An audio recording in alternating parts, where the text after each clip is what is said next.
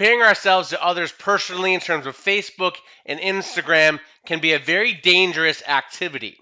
But in terms of business, safety, workers' compensation, key financial metrics, it is a very valuable exercise. Hello, my name is Michael Stack, and I'm the CEO of AMAX.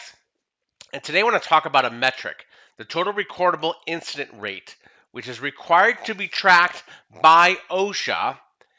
How to use that particular benchmark and metric to compare yourself, your organization, to your peers.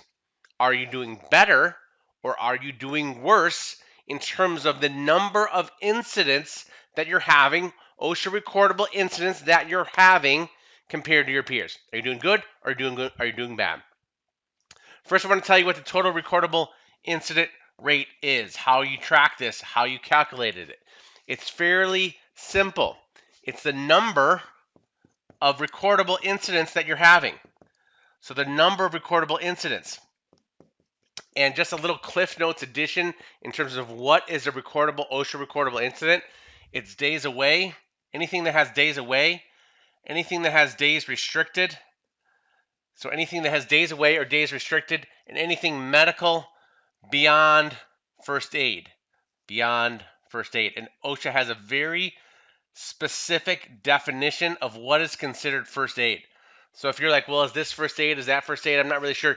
It's in the OSHA definition. If it's not in the OSHA definition of what is considered first aid, it's beyond first aid.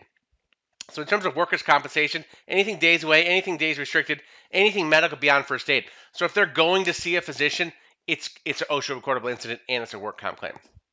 All right, so that's a little Cliff Notes addition there. Number of incidents times the number 200,000. So times the number 200,000 over your work hours.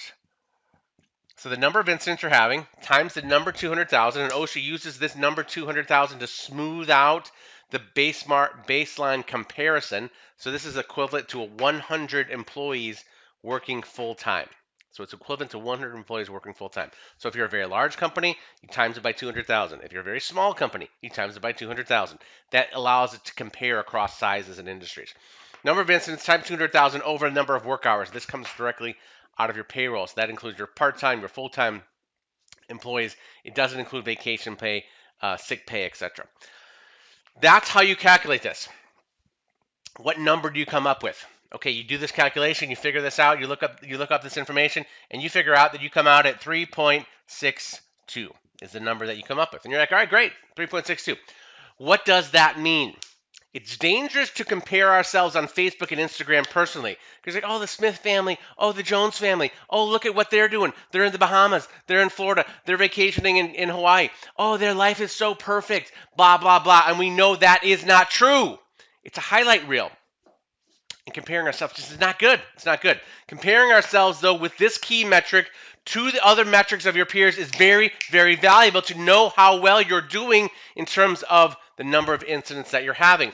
So I wrote these up here. These are directly out of OSHA. So if you go to the Bureau of Labor Statistics website, table number 1 has all this information. So 2.99 is the national average across all 2.90 national average across all industries as far as the number of incident rates. So you're at 3.62. All right, you're a little bit above the national average.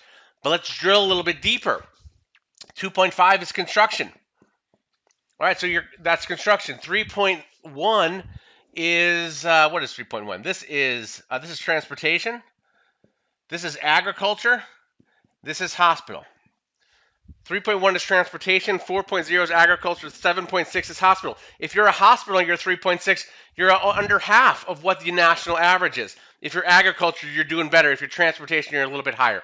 You can drill down by industry to understand how well you're doing in terms of incidents. It is an incredibly valuable exercise to know where you stand. Then you take this a little bit further, and now you're tracking this by period for your own organization.